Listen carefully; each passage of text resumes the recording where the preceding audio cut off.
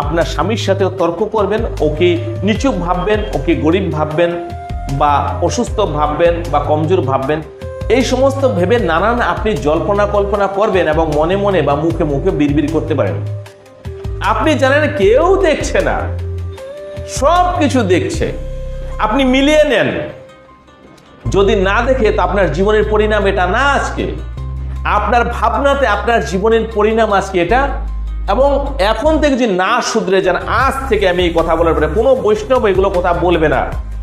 আমি সমাজের মঙ্গল চাই, যে আমার এই ভিডিওগুলো দেখছে তার মঙ্গল চাই বলে এই কথাগুলো আমি খুলে বলছি, যেগুলো বলা উচিত না।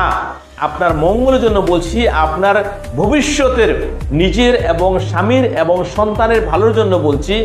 আজ থেকে কারো ব্যাপারে দুর্ভাবনা ভাবনা বন্ধ করে দিন। যখন দুর্ভাবনা আসে আপনি কৃষ্ণ কৃষ্ণ বলুন, রাম রাম বলুন, রাধা রাধা